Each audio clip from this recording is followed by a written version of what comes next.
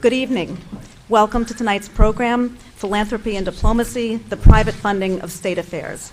We thank you for coming and look forward to your questions at the end of the presentation. I'd like to start by thanking Ambassador and Mrs. Blinken for funding the new diplomacy seminar series. Please also join me in thanking Professor Victoria DeGrazia, who could not be here, for her support of this series that we developed and her dedication to unpacking new approaches to the history and practice of diplomacy. I'd also like to thank Lily Glenn and Chris Hill, who are the engineers of this program and helped a tremendous amount in bringing this to fruition. The next seminar, Open Source Diplomacy, Assessing the Internet Freedom Agenda, will include Robert Boley, Director of E-Diplomacy Program at the Department of State, and Anya Schifrin from Columbia University. We hope you can join us on April 11th.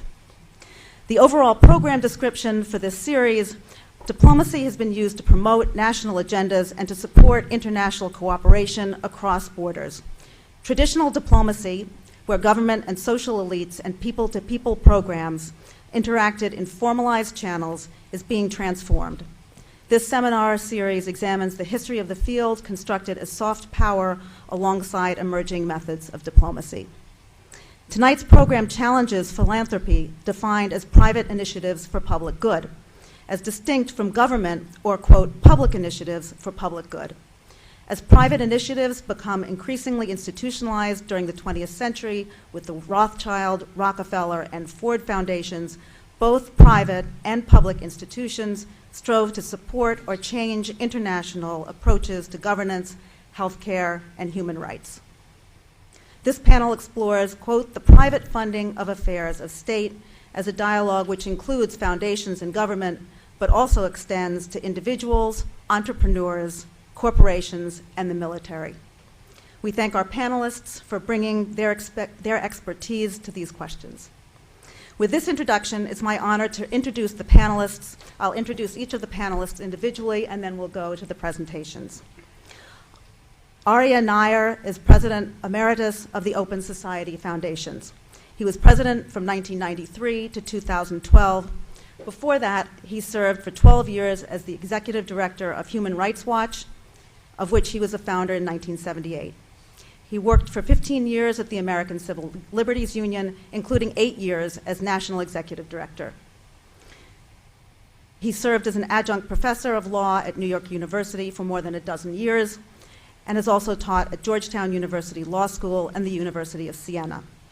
In the fall of 2012, he served as distinguished visiting professor at the Paris School of International Affairs. He is a frequent contributor to the New York Review of Books and has published periodicals such as the New York Times Magazine, the New York Times Book Review, and Foreign Policy.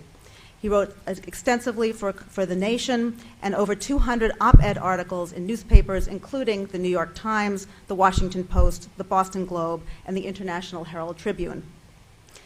He's the author of 7 books, including his most recent, The International Human Rights Movement, A History. He is the recipient of 7 honorary degrees and numerous awards from such organizations as the American Bar Association, the Swedish Bar Association, the International Bar Association, and the Committee to Protect Journalists. Olivier Zunz is Commonwealth Professor of History at the University of Virginia. He has held visiting appointments at the Collège de France and the École des Hautes Études Sciences Sociales, among others. He has been the recipient of fellowships and research grants from the Ford Foundation, the Japan Foundation Center for Global Partnership, the John Simon Guggenheim Memorial Foundation, and the National Endowment for the Humanities.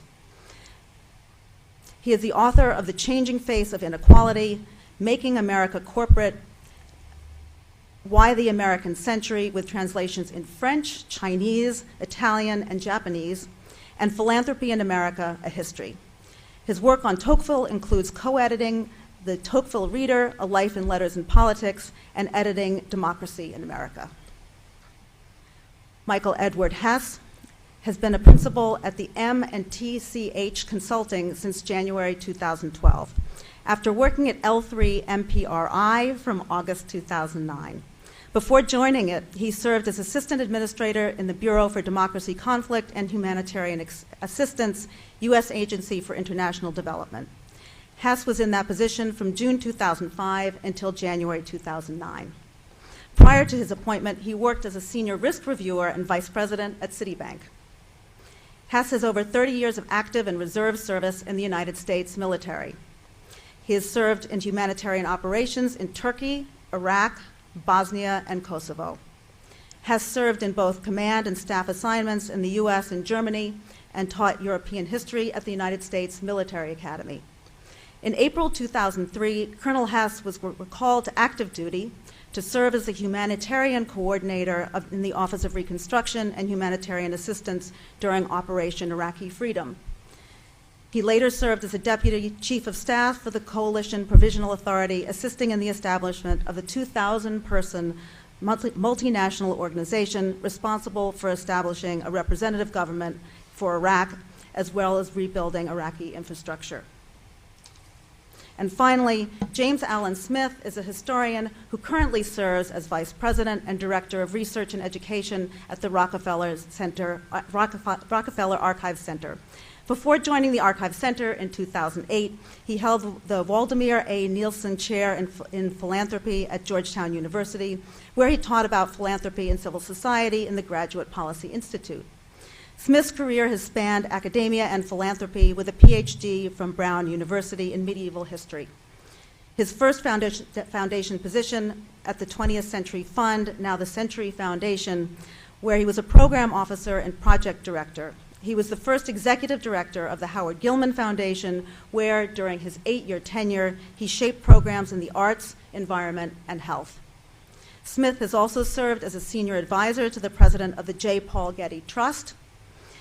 He served for 8 years as board president in the Center for the Arts and Culture. Among his current board roles, he is chairman of the Robert Sterling Clark Foundation. He is the author of 3 books, including The Idea Brokers, Think Tanks, and the Rise in the New Policy Elite. It won awards from the American Historical Association and the National Academy of Public Administration, and has been translated into Japanese, Korean, and Spanish.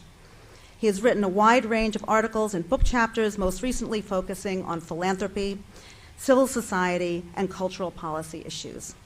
He has taught about nonprofit management, arts, policy, and philanthropy as a member of the adjunct faculties at the New School University and UCLA's School of Public Affairs.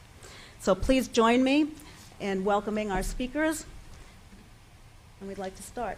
Thank you.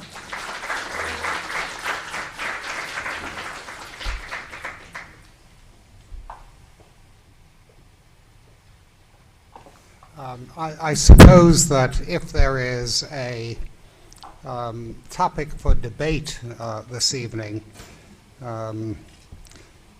we, that is the Open Society Foundations, are basically the subject of the debate, because I think to a larger extent than any other philanthropy, we try to influence public policy internationally. We're, I think, second in the amount of money we spend internationally. The Gates Foundation spends more, but its activities are not primarily focused on influencing international public policy. And our role in this has been famous or notorious for quite a long time. Many years ago, my friend Morton Abramowitz, who was then the president of the Carnegie Endowment for International Peace, told the New Yorker magazine that George Soros was the only private citizen in the United States with his own foreign policy. Mort said that about George Soros at a time when George had responded to the war in Bosnia by establishing a fund of $50 million for programs in and relating to Bosnia. Most of that money was spent on humanitarian assistance in Bosnia. But in fact, George's purpose was only secondarily humanitarian. His primary purpose in devoting that money to Bosnia is that he thought that if the money would help bring humanitarian assistance workers to Bosnia, that they would help disseminate information on what was going on there, and that this would contribute to international public attention to the terrible things going on in Bosnia, and therefore might play a role in mobilizing international public opinion to take action with respect to Bosnia. And George, at the same time, he spent almost all of it on humanitarian assistance. He allowed me to take $2 million of it and spend that money drumming up support for what became the International Criminal Tribunal for the former Yugoslavia. At that time, George Soros was principally known for establishing philanthropies in the former Soviet bloc countries. And the purpose of those philanthropies was indicated by the name of our institution, the Open Society Foundations. The point was to try to promote open societies, which we did with very mixed results in the former Soviet bloc countries. Between that time and the present, a large part of our resources has gone for a range of projects that are intended to influence international public policy. For the current year and for the past year, our budget was approximately $850 million. It has been at that level or relatively close to that level for a good number of years. And we spend about 80% of our resources internationally, about 20% here in the United States. And there are some projects which are not focused on international public policy as such. For example, we spend quite a lot on scholarships. We spend quite a lot on support for higher education in certain countries. We spend quite a lot on early childhood education in various countries, and essentially those are not expenditures that are focused on international public policy. But a significant number of our expenditures do have that kind of focus.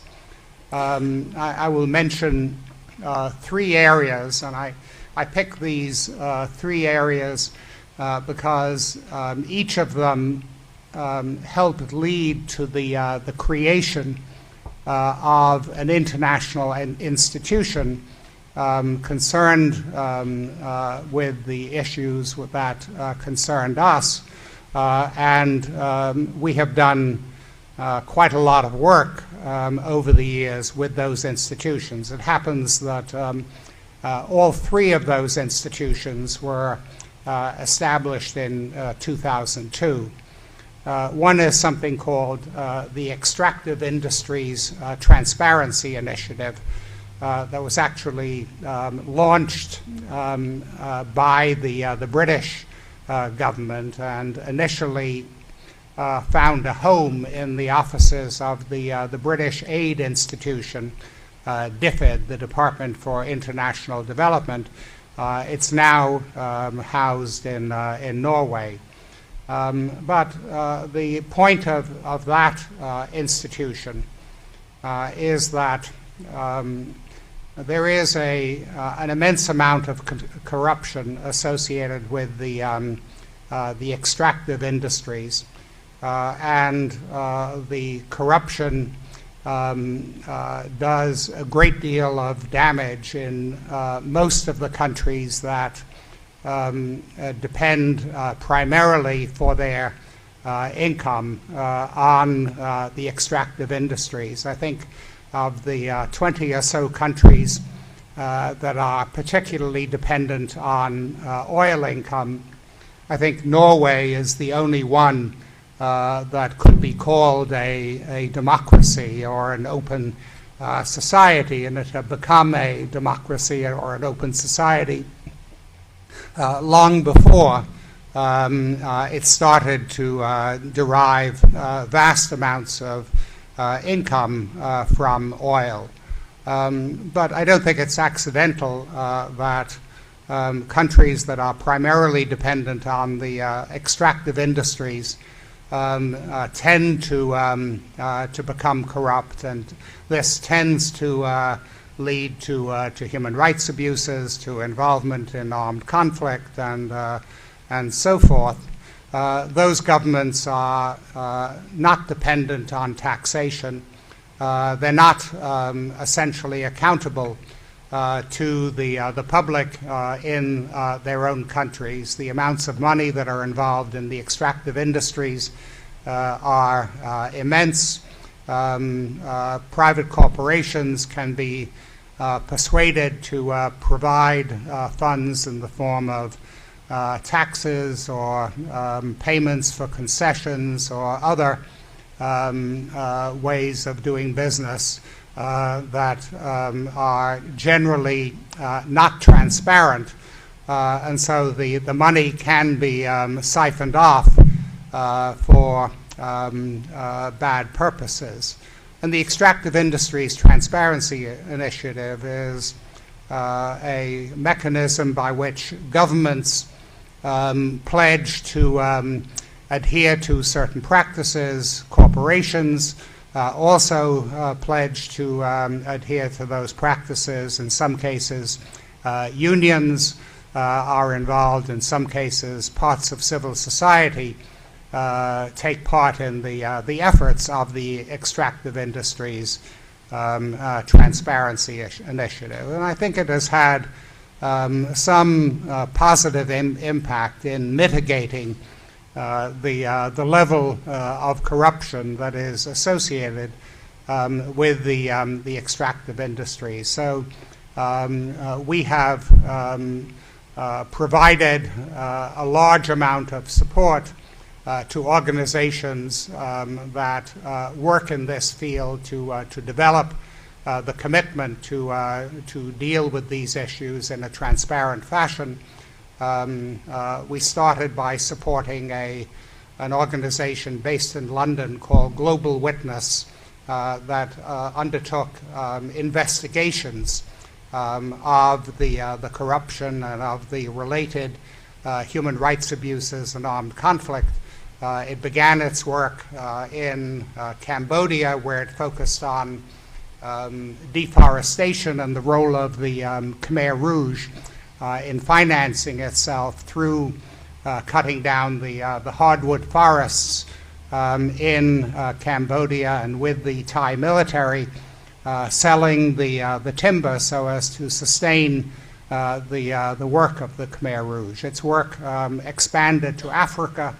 It initiated the so-called blood diamonds issue, and it has dealt with many other aspects of corruption related to the extractive industries. We established an organization that was initially a program of the Open Society Foundations, but which has spun off and become an independent institution with our support, the support of the Norwegian government, at least one time support from the Gates Foundation, support from the Hewlett Foundation, some support from the Ford Foundation, called the Revenue Watch Institute, which has worked in this field extensively in different parts of the world, trying to influence the policies of governments and international institutions in this area. Another institution established in 2002 was the Global Fund to fight AIDS, tuberculosis, and malaria. And initially, our focus on the Global Fund came about because of our concern with HIV related to injecting drug use. That had not been an initial concern of the Global Fund, but we had a leading role in getting the Global Fund to deal with that problem, and that is the main way in which HIV is transmitted in the former Soviet bloc countries and in some other parts of the world. And the Global Fund is established in a way which is supposed to allow civil society in the countries in which it provides funds to have a role in determining the priorities and policies and practices in those countries. And we have supported the efforts of civil society in many countries, such as China, for example, to play a significant role in the work of the Global Fund to fight AIDS, tuberculosis, and malaria. And we've also tried to influence governments to support the work of the Global Fund with mixed success. Our greatest success, I think, was in helping to persuade the Japanese government to become a significant donor to the Global Fund to fight AIDS, TB, and malaria. We thought that was a significant achievement because Japan itself is not a country in which HIV is a significant problem, and most of the countries that have been the focus of Japanese international assistance are not among the countries where HIV is a particularly significant factor, and therefore it seemed to us a significant achievement to get Japan to play an important role in the funding of the Global Fund. The third international institution established in 2002 is the International Criminal Court. Before the adoption of the Rome Treaty in 1998, we had supported and helped organize international conferences in many different parts of the world to drum up support for the International Criminal Court. And we thought that paid off in what happened in Rome in 1998, in which 121 countries supported the treaty establishing the International Criminal Court. 7 countries at that conference opposed it, and the other countries attending it, about 40 countries, abstained from the vote on the International Criminal Court. We also supported efforts at ratification of the treaty for the International Criminal Court, and it had been widely predicted that it would take a minimum of 5 years to get the necessary 60 governments to ratify the treaty.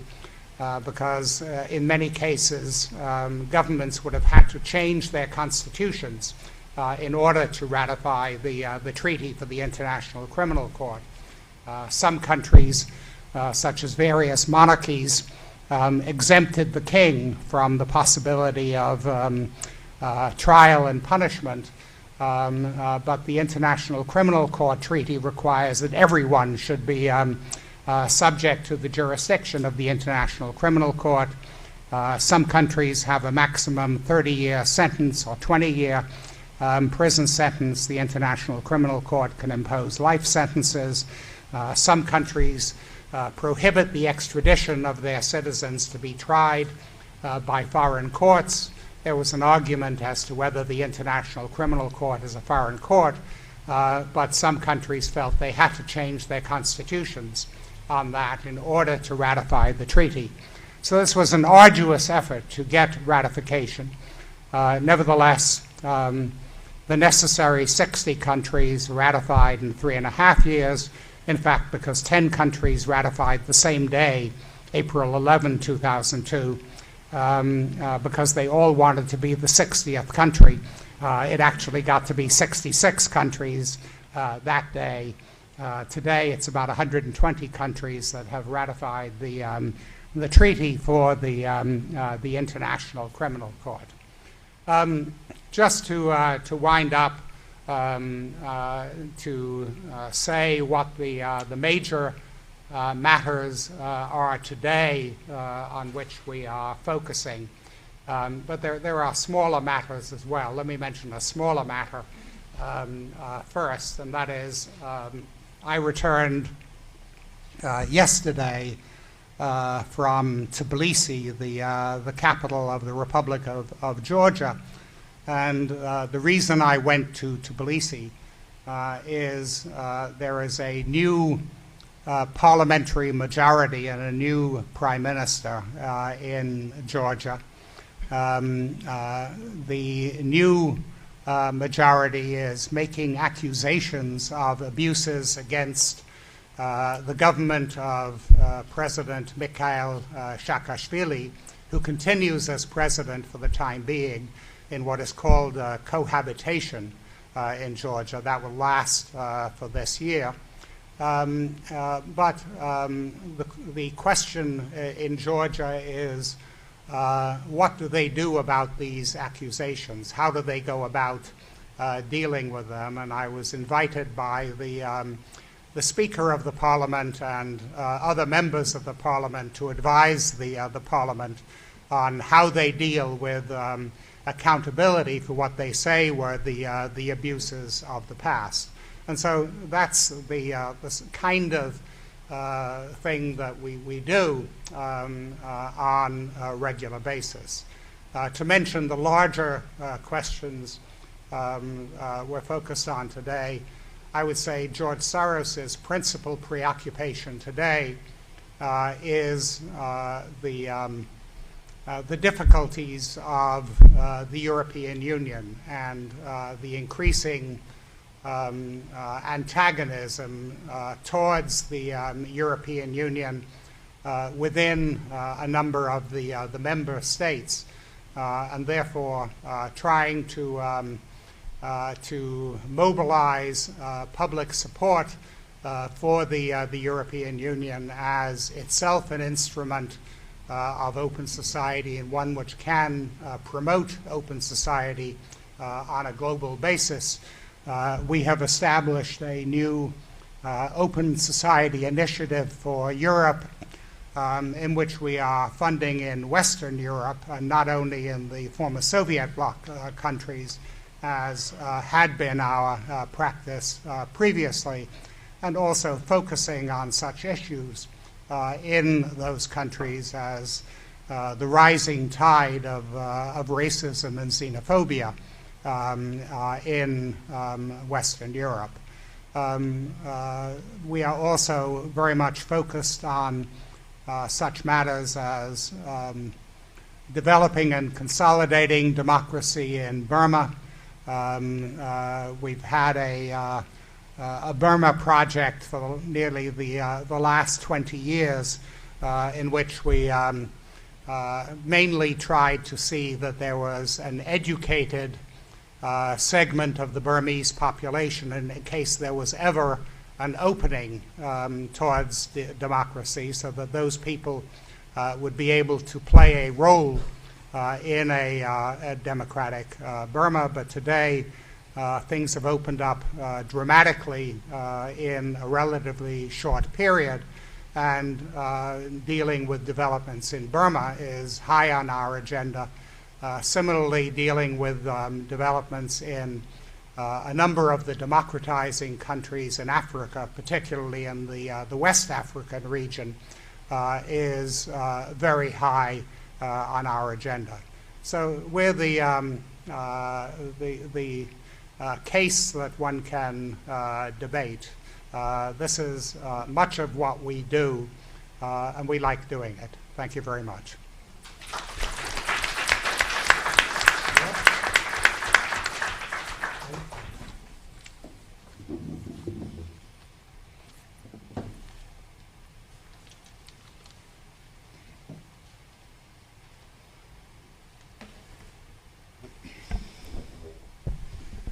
Well, I'll be talking about history primarily, rather than current events. But in introducing his recent and important book on the international human rights movement, our previous speaker, Mr. Neier, credits American Philanthropy for funding a good part of the human rights movement in many organizations.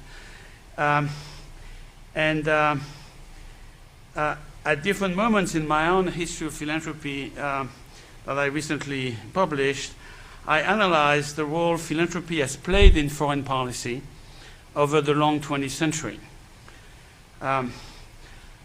In doing so, I'm thinking of philanthropists as private diplomats engaged in affairs of state. But diplomats who have a special part, they were playing a special role, because it turns out they are often negotiating with their own government, perhaps as often as with government of other countries. And they are funding civil society organizations both at home and abroad to achieve their objectives. Philanthropists have had political as well as humanitarian objectives, but in many ways they were not supposed to have political objectives to begin with. Only humanitarians one. I explained in my book that philanthropists are supposed to stay away from politics as part of the fiscal compromise they reached with the state that gave philanthropy a tax deduction, a very big one. They still are supposed to stay away from politics, but not nearly as often or as much as earlier in the century.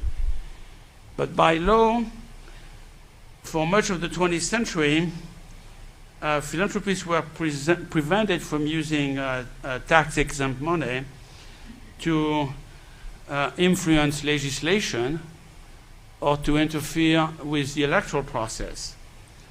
The principle was established as early as the Revenue Act that followed the 16th Amendment, and it was affirmed in plain English in the 1934 Revenue Act, and again in 1969. But the separation of giving from politics has always been wishful thinking. You cannot really work for the good of mankind and ignore politics. There's just a contradiction in terms there. And to satisfy the law, philanthropists have therefore fought many of their political battles under the guise of education. And in so doing, they have excelled in the art of equivocation, an art that is perhaps a paramount American quality, Some learned books have sometimes called it the liberal tradition. Now, the rule banning politics, however, never really applied to the prosecution of the Pax Americana. And I will limit myself here to a few examples of the post-war period, or merely talk from the post-war until now. After World War II, humanitarian aid emerged, in Secretary of State John Foster Dulles' words, as a force of enduring strength that can bind together the peoples of the world.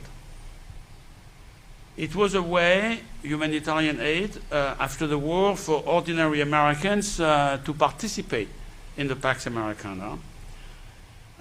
Big foundations provided an organizational framework and some personnel to help the US government achieve its policy goals. And mass philanthropies collected millions of individual remittances from ordinary Americans who wanted to contribute to alleviating suffering and restoring normal life in liberated countries under American leadership. As President Roosevelt understood it, the liberated peoples knew that they had the backing of all of the resources and spirit of the American people themselves. In that conviction alone, FDR continues, lies the winning morale which no slave of a dictator can ever know. So this massive philanthropic investment on the part of many small donors was an extremely important part of the implementation of the Pax Americana.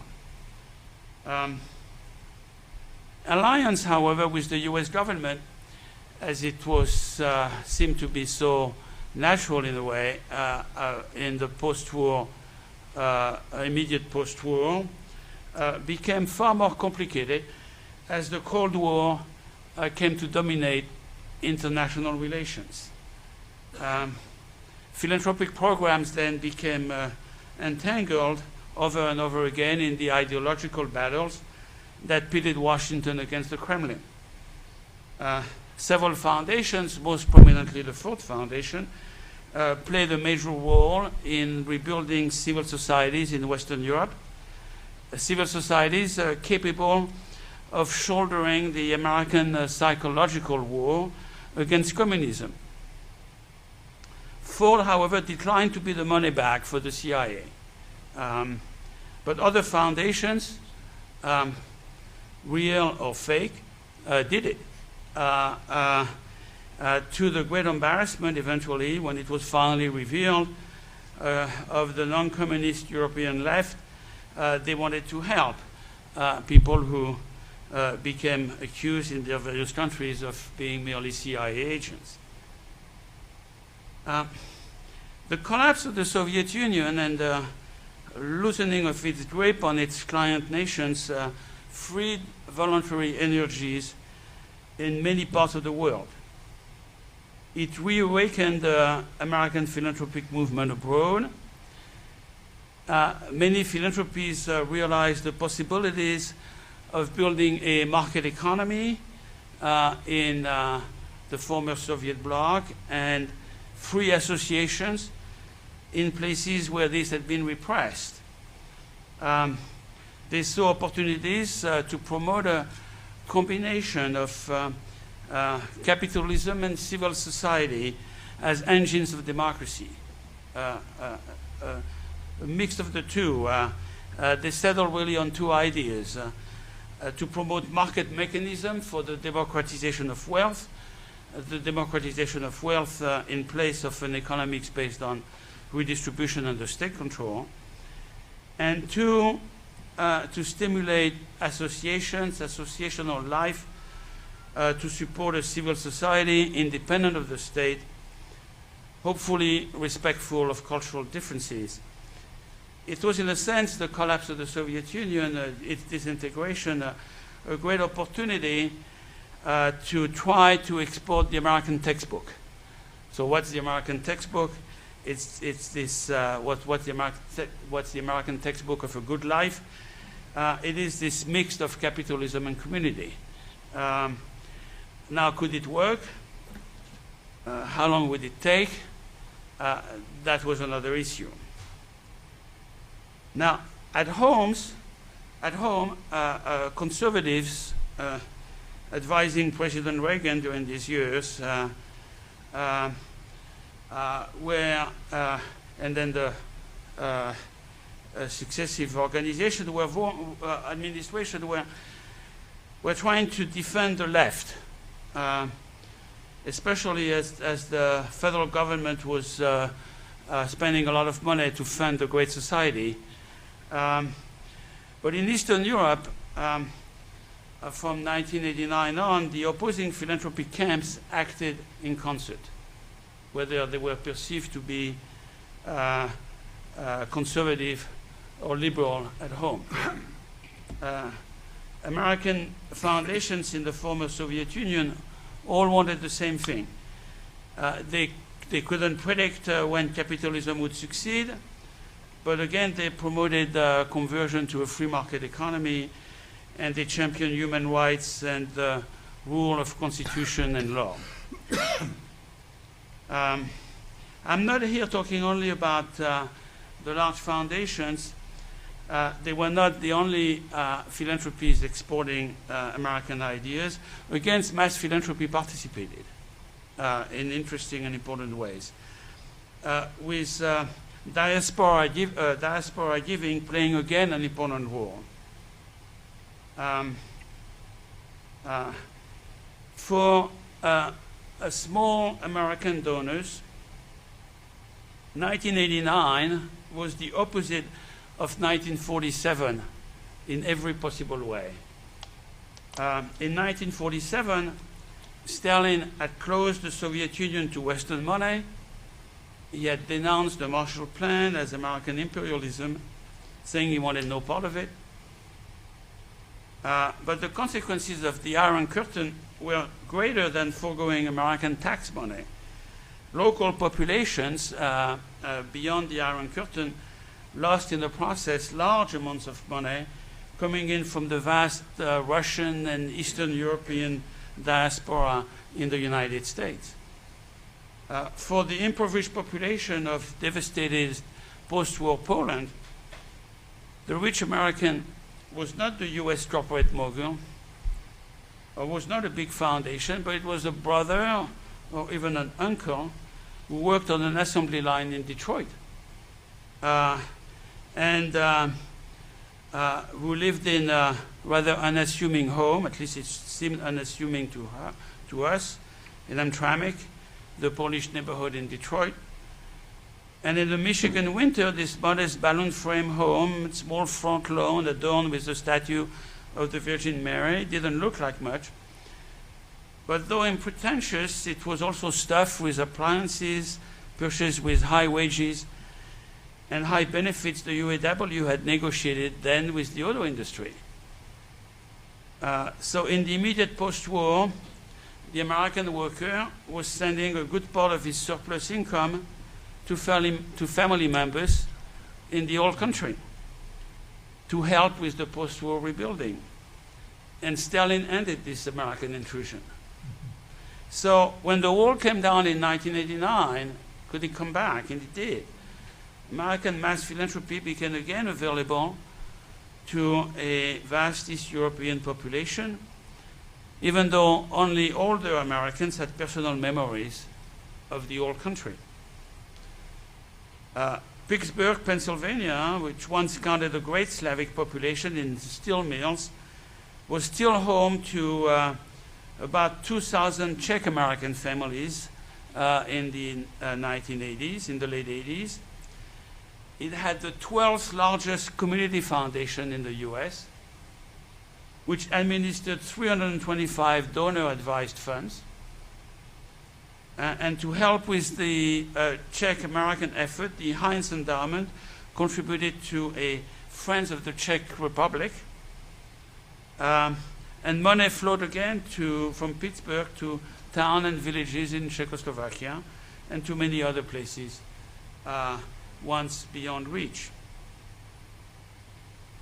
Now, I have talked to you here briefly about philanthropy as an arm of the Pax Americana as defined by the American government, really, the help to the liberated countries after the war, the rebuilding of Western Europe, the Cold War, the psychological war against communism, the rebuilding of Eastern Europe after the collapse of communism.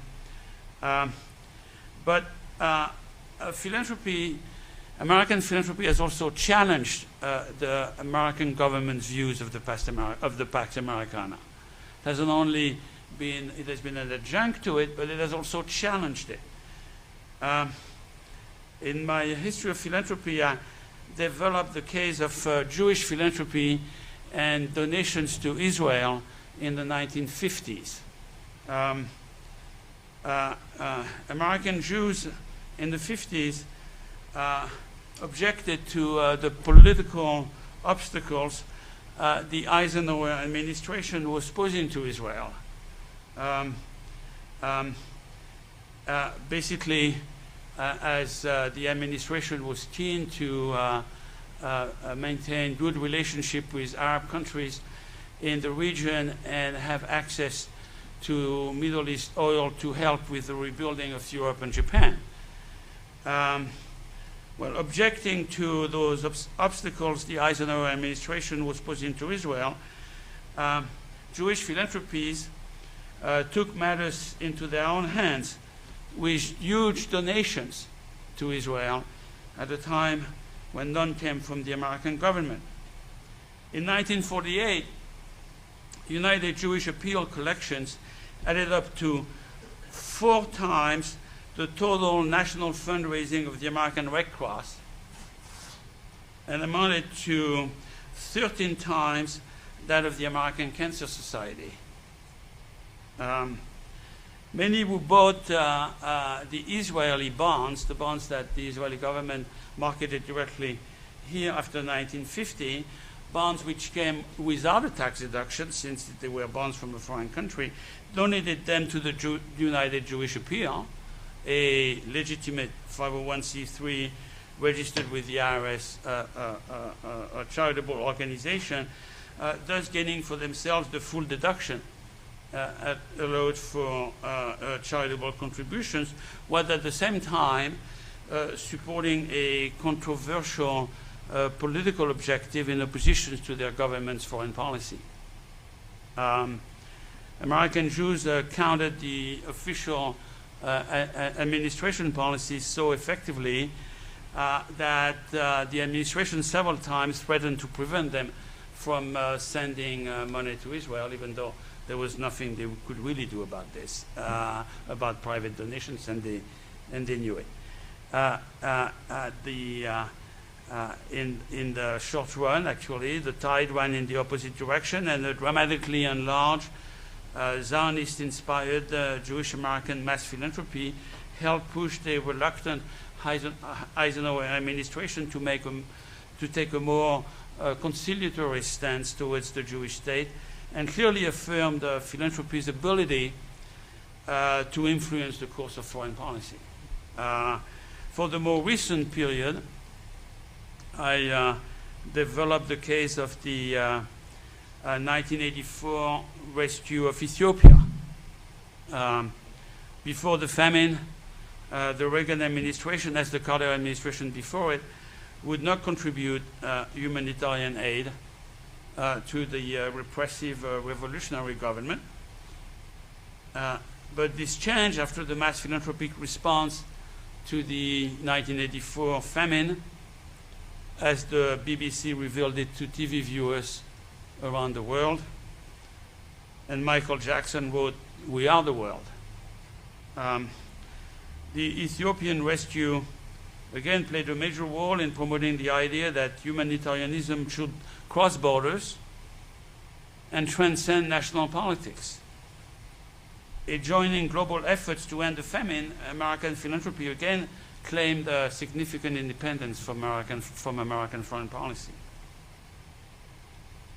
I was especially interested to conclude the book with a case study of what one may call, with some optimism, as our previous speaker, I think, conveyed that idea, some optimism of what may call a global civil society. I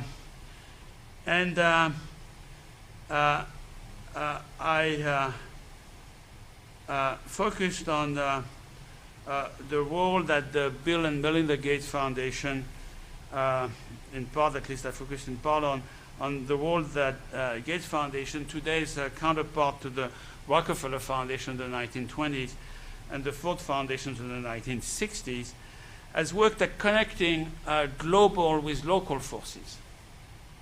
Often in the process bypassing excessively corrupt governmental bureaucracies. Again, this is a theme that we've heard in the previous presentation. The Gates Foundation, I think, posed better than anyone else, in my view, the problem of connecting the global and the local. I analyze here in some detail the fight that they orchestrated against HIV/AIDS in India, where the state denied the victims of the epidemic their human rights, victimized the sick, brutalized them, ostracized them in a new caste system.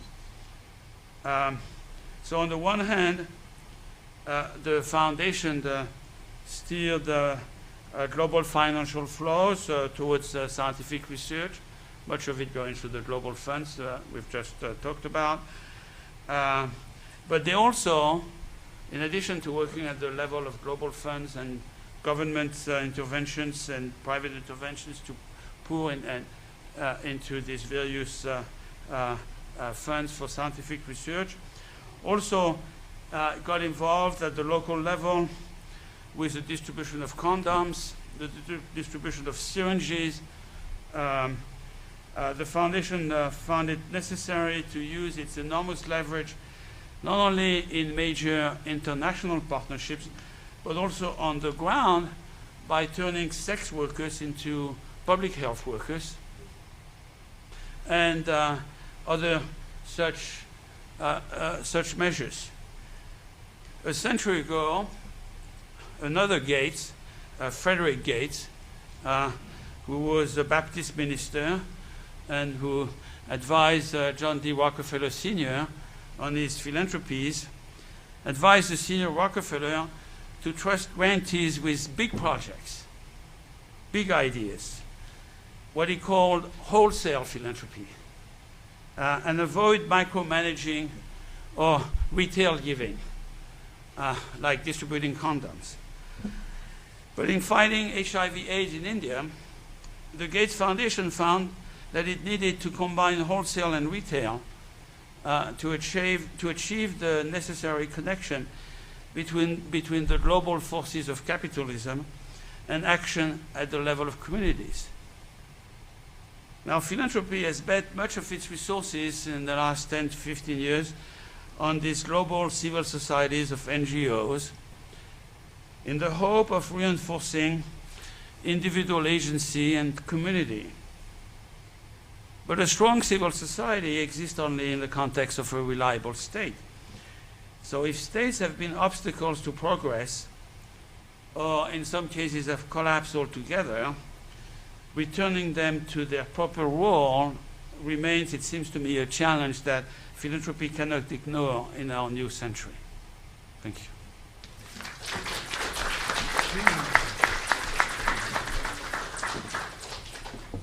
Go ahead. I'm going to trip.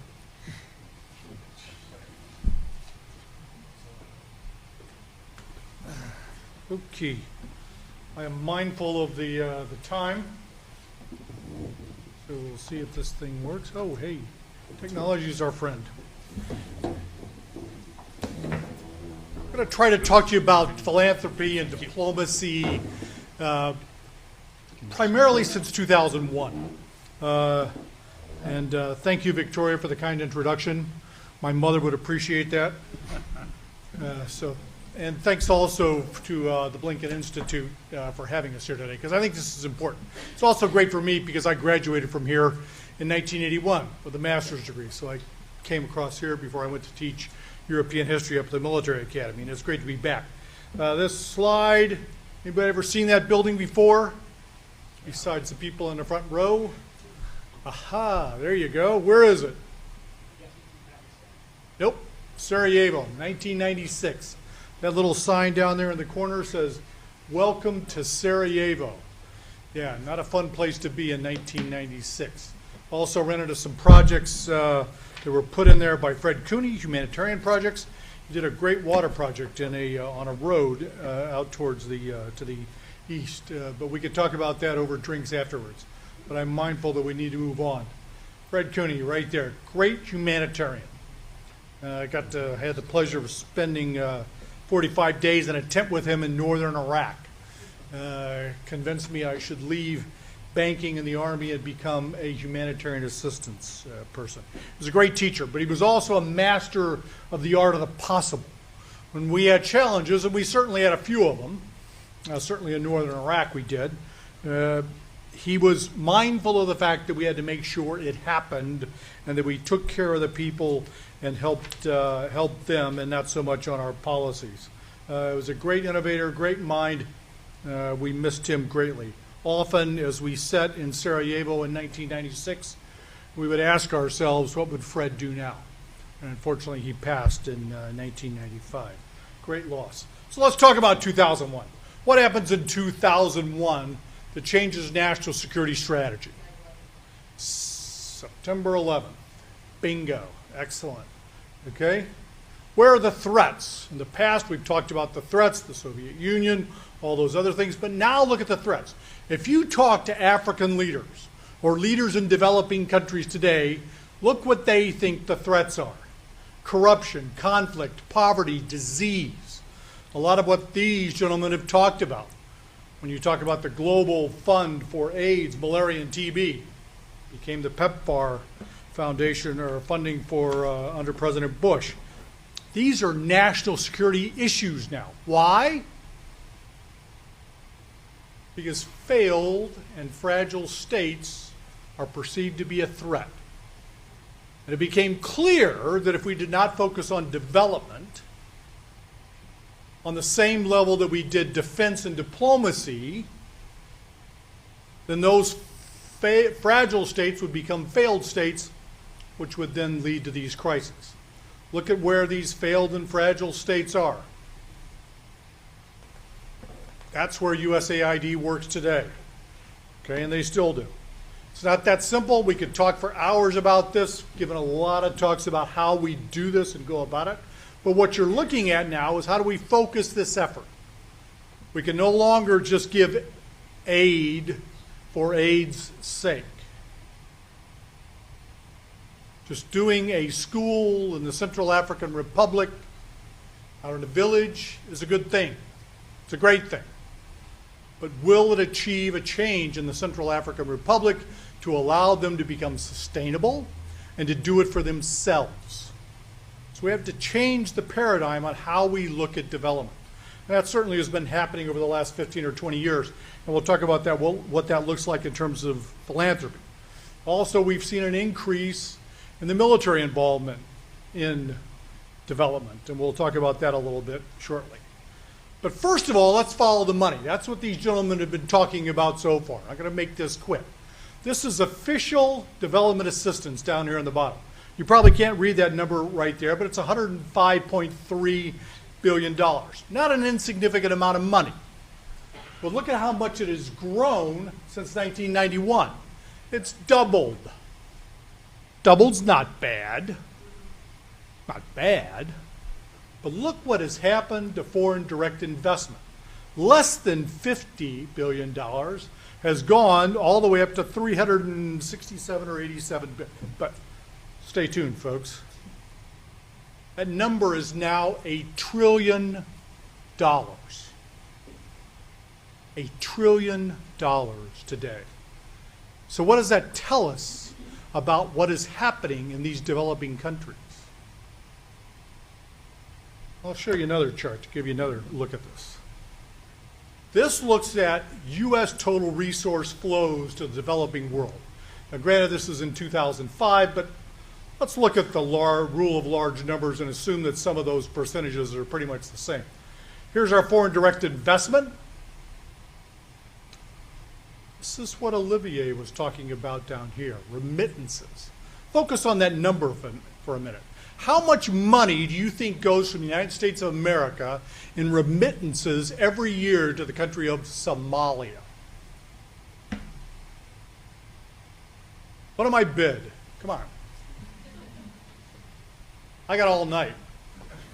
I live in D.C., I'm not going home, and my twins are already in bed. $2 billion, I like that number. Anybody else? Anybody know where the largest number of Somalis live outside of Mogadishu? In Washington, D.C. No, not Washington, D.C. Minneapolis, Minnesota. Riddle me that one, Batman. The climate's a little different in Minneapolis than it is. $1 billion. $1 billion. $2 billion, it's a nice number. $1 billion every year goes into Somalia from here, United States of America, in remittances. In remittances. Now, do we control that? Do we want to control that? Yeah. Yes? Who said yes? Okay. Okay, you're going to be in my foreign development. You're going to be hired at USAID pretty soon. Anybody else? You can't. Okay? The fact of the matter is you can't. Where do we think this money goes? Do we know where it goes? Actually, we do. Where do Somalis give their money? If they're giving money back to the country, where does it go? Education. Last year I was in office, we had Fulbright scholars from Somalia. You go, what? Yes. They put money into local schools. We ran schools via television stations, funded by one of my offices. But they put money into universities so that they can educate their families back home or those who weren't lucky enough to get out. They also put it into clinics. Okay, are we going to control that? No, but we better know where it's going so that our programs can complement those programs.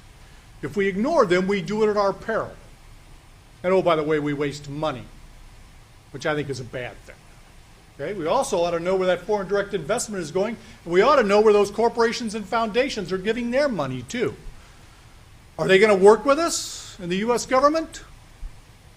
I think we've had a pretty clear indication so far that they're not, directly. But can we work together to think about how to influence and achieve a tipping point in these countries so that it could be some self-sustaining in those countries? We better. We better. And oh, by the way, we ought to think about some of the other donor nations out there. We worked very closely with DFID, that's already been mentioned, and ECHO in coordinating those activities. These are important numbers, folks. Think about what this means in terms of development and where it's going in the future. I'll show you some last numbers, only because this used to be almost all USAID. When USAID was formed in the era that we're talking about, in the post-World War II era, almost all U.S. foreign assistance came from USAID. Now there are 46 separate agencies of the U.S. government who provide foreign assistance. Do you think we coordinate that very well? No. No. We try, but not very well. Also, look at this number on DOD. Look where the Department of Defense has gone in terms of development assistance. It's a huge number. Granted, a lot of that was Iraq and Afghanistan. But do you think we're going to ratchet that back now? Military commanders have figured out this is an important tool.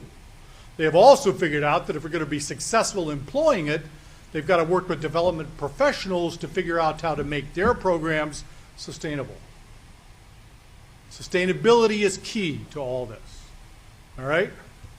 I'll end by saying I worked in a bureau called Democracy, Conflict, and Humanitarian Assistance.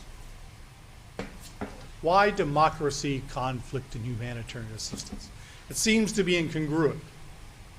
It is to a certain degree, but only if you look at humanitarian assistance. And I had the Office of Foreign Disaster Assistance that responded to earthquakes, cyclones, floods, all those sorts of things. Food for Peace, which is 43% of the food aid in the world. Okay? But what's that got to do with democracy? Why is democracy in there? Because if we're going to fix these problems, Amartya Sen said, and Fred Cooney taught me, droughts don't cause famine. Poor governance causes famine. Zimbabwe used to be the breadbasket of southern Africa. Today, they require 450,000 tons of food aid a year.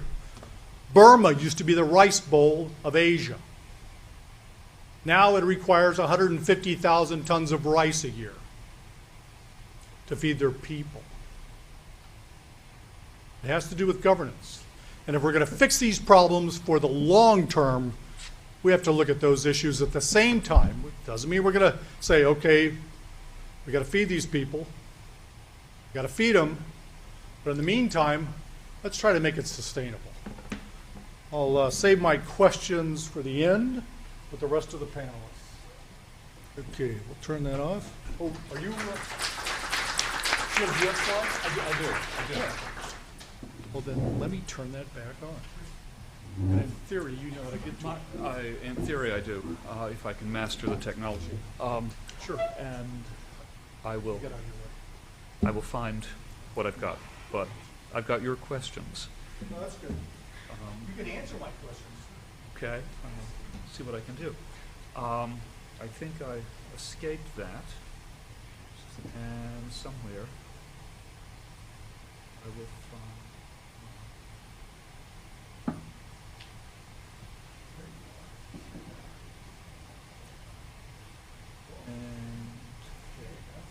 And this is not my house. I only work there. The role of philanthropy and diplomacy we could have conceived quite narrowly as the actions of philanthropic foundations in collaboration with government in direct support of U.S. foreign policy goals. Now, there is no example of this more memorable, I think, at least for those who remember the Cold War. I suspect some of you do. I spent much of it under my elementary school desk. And I think there's no example more appropriate, given his death only 2 weeks ago, than the best $1,000 check written during the Cold War, the Texan who conquered Russia.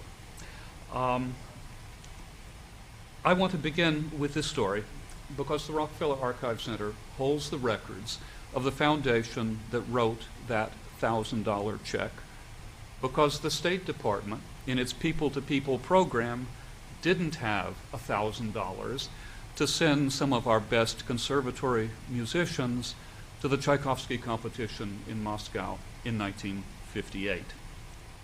When the Soviet government said that the competition would be open to foreigners, there was interest in the U.S. There were certainly talented people who could travel to Moscow.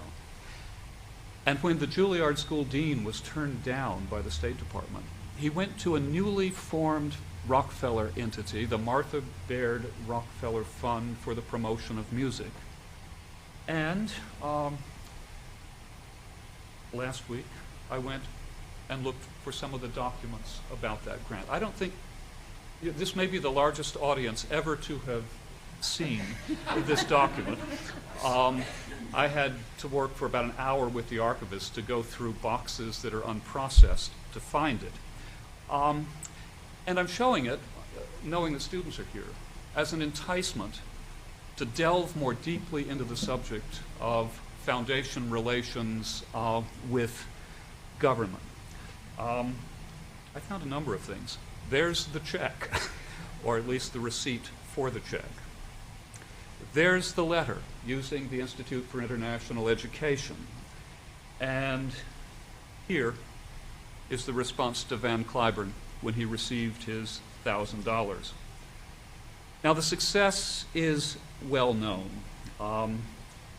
He won 25,000 rubles. That would be $2,500 at the legal exchange rate. He could have gotten 4,500 rubles on the black market.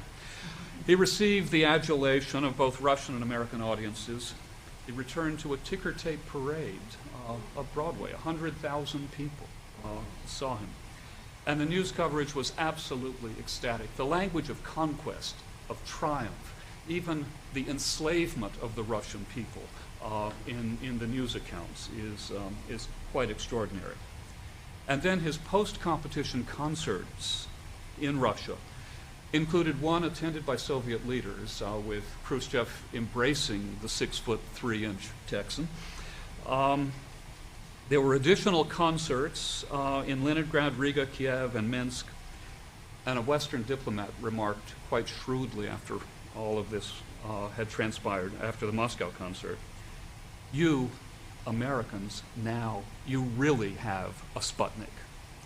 And American reporters commented that Americans, or anyone who even looked like an American, this was a British reporter, were being stopped on the streets, embraced and congratulated by the Russians.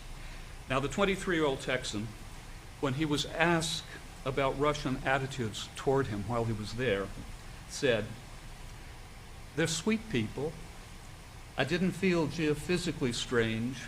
Yes, it's kind of like Texas. Those soft rolling hills as far as the eye can see.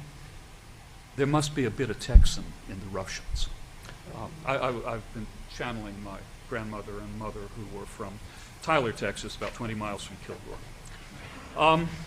Now, when Van Cliburn returned home to embark on a series of triumphant concerts in the U.S., the State Department allowed Kirill Kondrashin, who had conducted the Moscow and other Russian concerts, to join him for the American tour. And Kondrashin reciprocated the affection when he spoke about Americans. They're just like Russians. I didn't have a Russian grandmother, I can't do this. They're warm-hearted, broad-minded, and businesslike. Get that. New York is not skyscrapers, it's your people, how warmly they act, feel, behave. And in a concert, by the way people listen to music, you can tell how big their heart is. And the two of them, Kondrashin and Van Cliburn, traveled to the Kensico Cemetery in Westchester County, to the grave of Sergei Rachmaninoff, where they planted a lilac bush that Kondrashin had carried all the way from Russia. Now, it was fascinating, too, and I'll end with this. This is quite self-indulgent, but that happens when people dig into the archives. It was fascinating to find a newspaper account in the archives from a Russian witness to the triumph in Moscow. She had watched his post-competition concert on her televisor. You'll note that her English is not the best. And she was writing to Clifton Daniels, the New York Times correspondent. And what she says, I think, captures the era.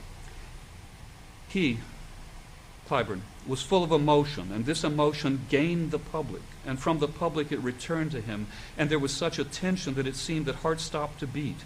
And what he produced was not just music. It was poetry and love and inspiration. It was something up to the summit, something almost unbearable. And the public in the conservatory cried, and the public sitting in televisors cried, and yesterday there was not other talk than everybody's emotions and tears. He did not conquer just the musical fans and the habitués of the conservatory. He conquered everybody's hearts. Anyway, $1,000 can make a difference. And I simply wanted to start here.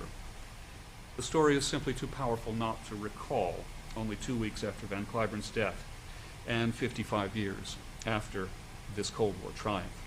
Now, I could continue in this narrow conception of philanthropy and diplomacy, recounting other occasions when foundations have worked in concert with the State Department or other government agencies. And it is very tempting to relate other things. What I will do, again, this is for the students, and I don't know if this is going to be terribly distracting. Apparently not. So we will forego that. What the Rockefeller Archive Center has done with the website is to put up something like 4,500 documents. There you are. This went public just last week. And with the records not just of Rockefeller, but of the Ford Foundation, many other foundations and nonprofit organizations, it abounds with stories, with the fine-grained accounts of the relationship between foundations and government. It's public health interventions in Mexico in the 19-teens and 20s when diplomatic relations with the Mexican government were frayed or non-existent. It's the rescue of scholars from fascist Europe in the 1930s, requiring essentially the cooperation of the State Department. It's cultural programs in Latin America to counter Nazi propaganda in the late 30s and early 40s. It's the conversations and collaboration between Rockefeller staff, Henry Wallace, Secretary of Agriculture, later Vice President, and the Mexican U.S. Ambassador to Mexico in the 1940s that led to the Mexican agriculture program that marked the first steps toward the Green Revolution. And it was initiatives of reconstruction and reconciliation after World Wars I and II, and much more that you've heard about in the post-war period. But I want to take a wider view for just a moment, asking how our philanthropic impulses, which have taken so many diverse institutional forms, as Olivier Zunz in his book on philanthropy in America is reminding people, how our diverse philanthropic forms have engaged the world.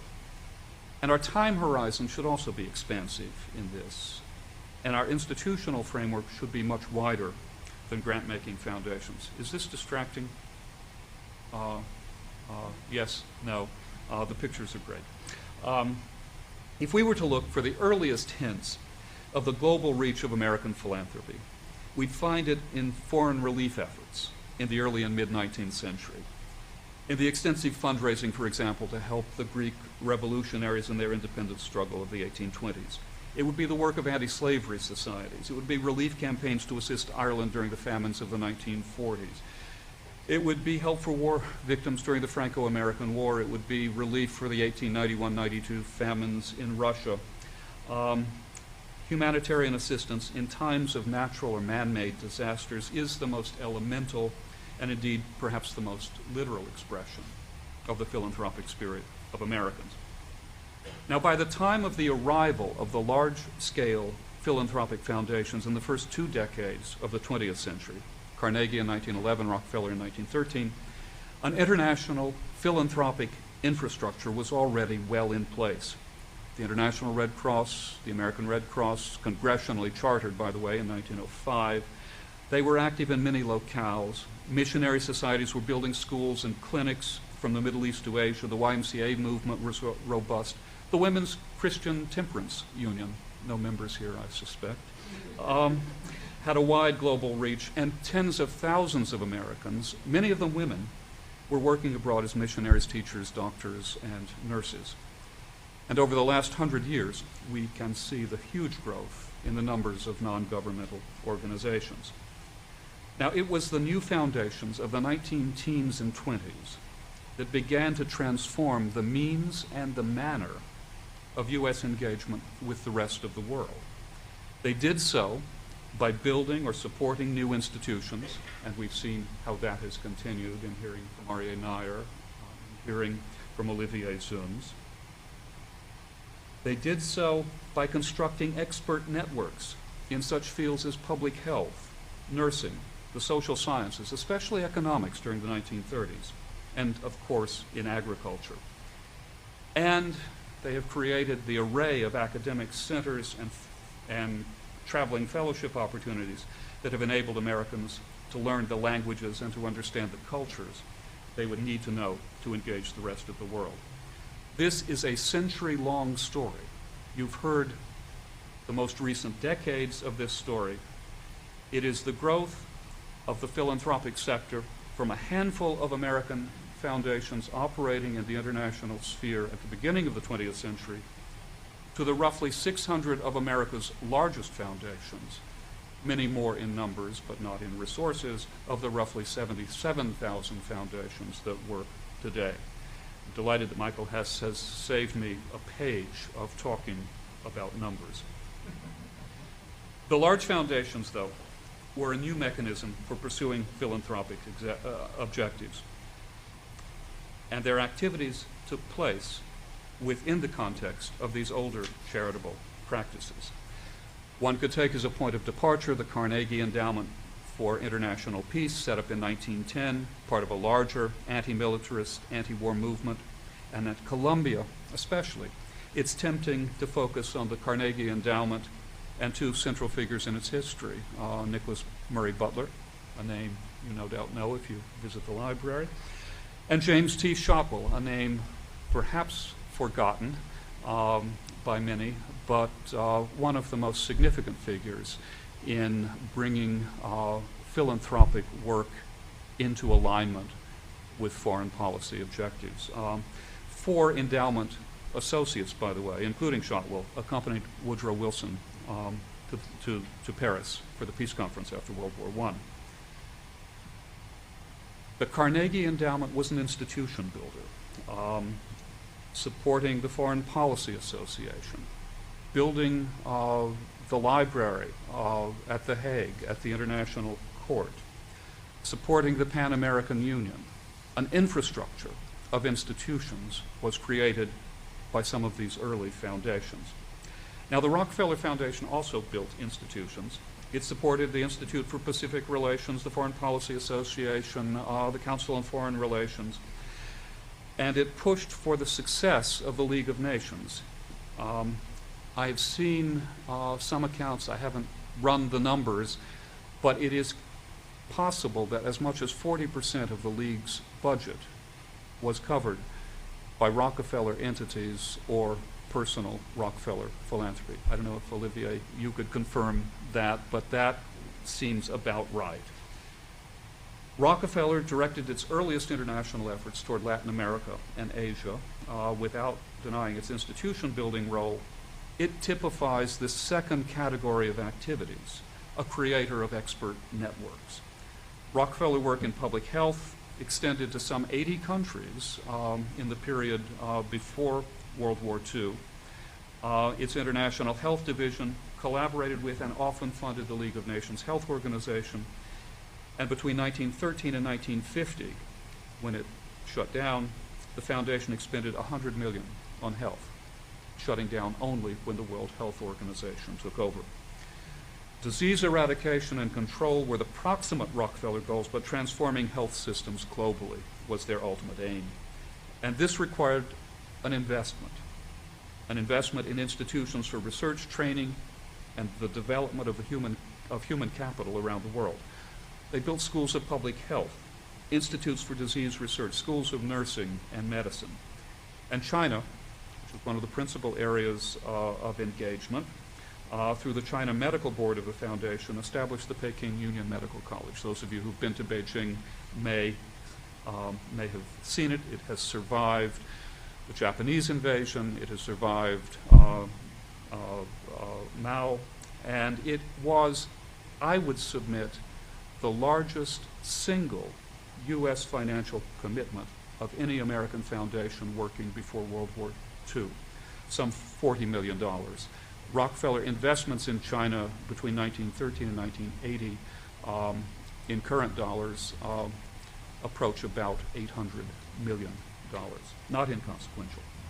Well, the story of Rockefeller's expert networks of Chinese doctors and nurses, of public health experts from many countries, social science fellows from Europe, this story is just beginning to be understood and told by scholars with access to the archives. Now, I want to focus finally and very briefly on what I believe is the most consequential philanthropic contribution that foundations have made to U.S. diplomacy. It is a decades-long effort to provide American policy makers and foreign policy thinkers with the intellectual tools they need to understand the world. It's an effort that began with Rockefeller Foundation-funded Slavic and Asian language training programs in the late 1920s and early 30s. These were created primarily through the American Council of Learned Societies. Broader international initiatives took shape and rapidly accelerated during World War II, when Rockefeller and the Carnegie Corporation, working with the Social Science Research Council, established the U.S. government's Ethno-Geographic Board. Anyone ever heard of that emergency war activity?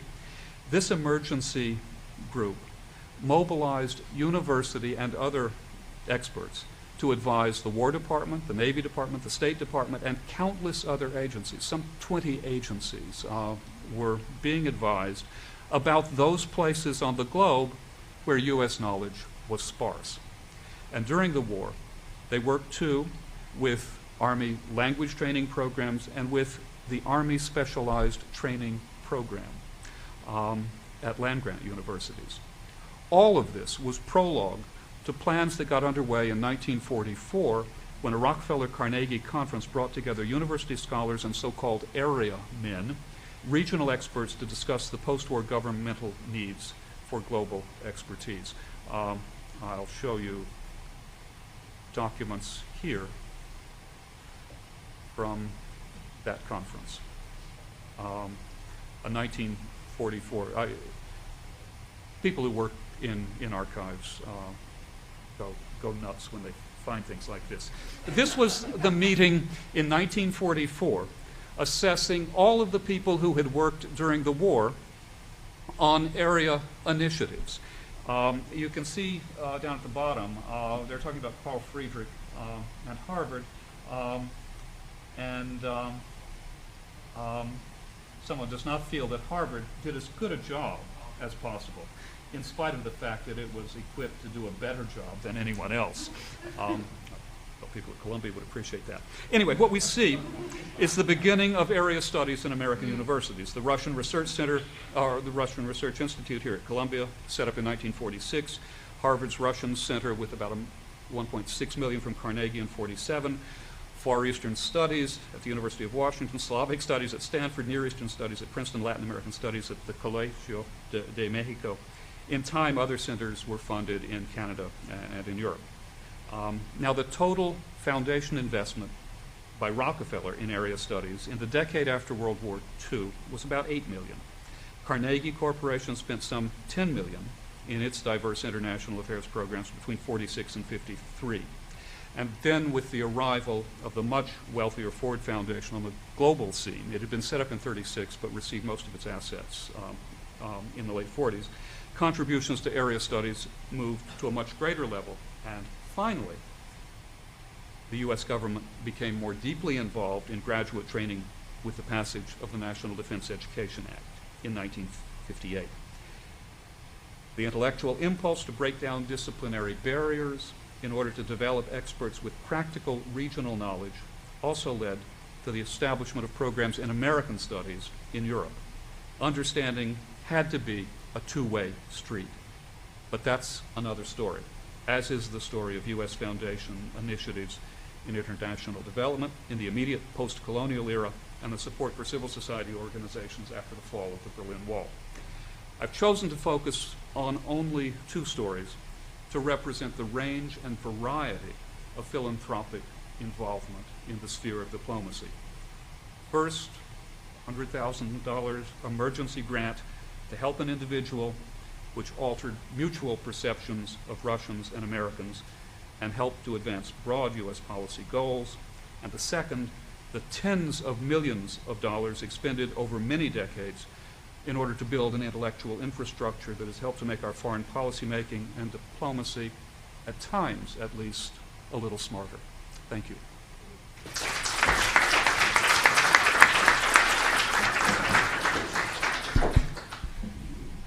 In the interest of time, as much as I would love to dominate this discussion with questions, I'd like to invite you in the audience to come up to the microphone behind you and ask some questions. I know we have students in the audience, we have professionals in the audience, so please, we'd like to take a few questions in the remaining time.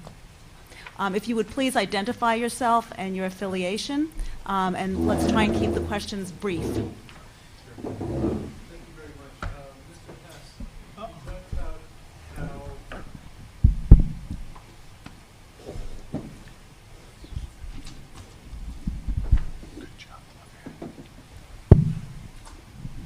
Thank you very much. Sure. My name is Malcolm Arnold. I started an organization called Ruby Newbie, and we teach technology to adults who sponsor and mentor low-income youth to study with them. And I spent a month in Uganda and Kenya. And Mr. Hess, you talked about how there's $20 billion for USAID funding, currently our government funding now, I believe it was USAID. And there was another 5 times as much or 6 times as much partnership opportunities with corporations. Can you talk about how corporations partner with USAID to help with U.S. government foreign policy as far as making sure that there's an alignment of interests there, and how they both benefit, and what type of funding for corporations or assistance that corporations get in that? It's a great question, and we've worked very hard on what we call public-private partnerships. And you can find this in a number of areas. We did it in the humanitarian relief area, first with the Pfizer Corporation and a couple of other corporations on clean water. Because the other law that Fred taught me was lack of clean water kills kids fast. And I unfortunately saw that, unfortunately, in many places. And so we partnered with these other companies because they saw the importance of that too. Humanitarian assistance being very important for that. They've expanded that now so that for every $1 billion that USAID spends, they have leveraged that into $3.5 billion. A recent program I heard about was Pepsi Corporation working on chickpea growing in Ethiopia. It just gives you an idea how they can take these products. You're looking at chickpeas. I know my kids love them. Yours, may not. But it's important. It's important for those agriculture to develop those markets locally, not that they recognize the importance of not just exporting products, but to develop infrastructure out there for the long term. And it's a very valuable program. My name is Harriet Mandel, and I'm founder and director of the Global Roundtable, which is a civil society diplomatic partnership, people to people. I compliment SEPA, my alma mater, in putting together such a wonderful panel. You've all given different perspectives and really created a wonderful package. My first question has to do with the impact of the financial crisis and technology on philanthropic giving and on the partnerships, the public-private partnerships as well. So much has been talked about and how this kind of environment has made a difference in so many ways. And from my own personal experience, I found that small grassroots projects have also found great difficulty, great challenges in approaching particularly the larger foundations. One sort of has to know somebody to even get a grant looked at. It's become very, very difficult, and I don't know if the first question impacts on my second, if technology has made it all the more difficult in trying to access philanthropy. Thank you.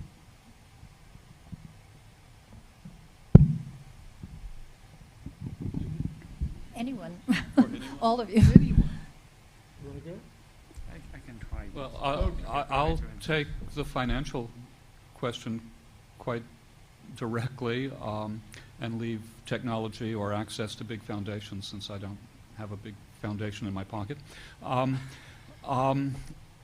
At the financial peak, total foundation assets were well in excess of $600 billion.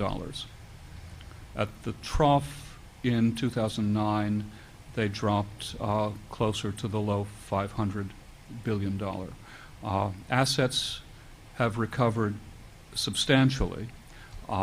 Foundation giving is roughly 47 billion a year, which puts it back above where it was in 2007. That's the impact on foundations. Individual giving has dropped, but again, it has not dropped as badly as the Dow or the S&P 500. It has been fairly stable. That's the blunt financial answer. In terms of the reallocation of assets to other causes, I think that's another question. But I will just say overall that international giving is roughly 2.8% of the total foundation giving. It has been in the 2 to 3% range for most of the time that we've had data. Thank you. I could speak to the one issue, which is remittances, and we were tracking remittances going back into Mexico pretty closely from the United States for a while. They had dropped off 12% during the economic crisis. But what we did see is that people still sacrificed to send money home to their families, regardless of, but it was, and 12% is not an insignificant number. I don't know exactly how much that's come back, because obviously I'm not around that field anymore, but it's a big number. Just a footnote to that. Philanthropy survived the Great Depression.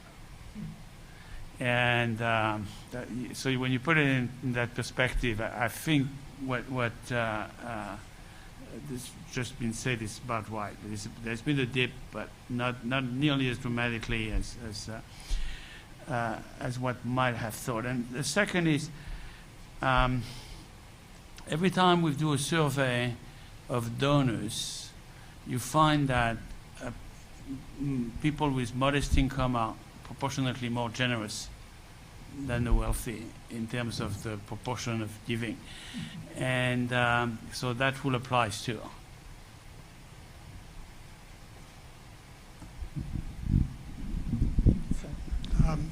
No, I would only comment on the question of difficulty of access to foundations.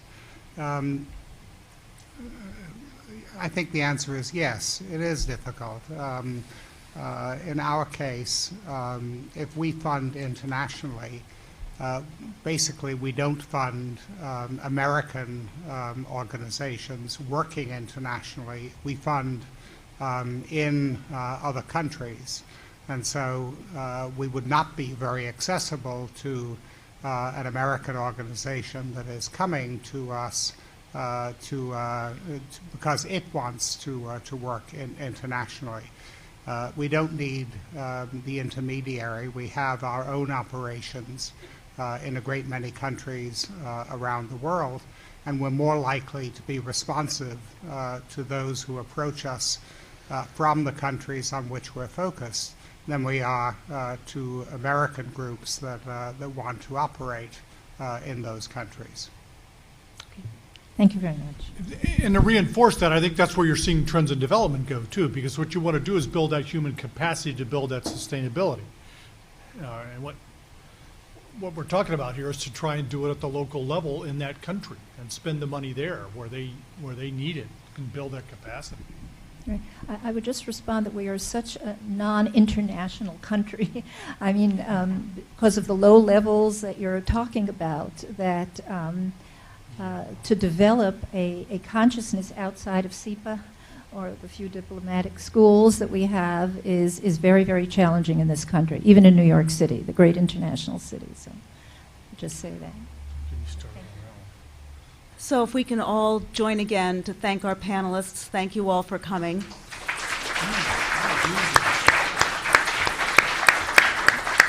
If anyone has any other questions, please feel free to come up. Thank you so much for coming.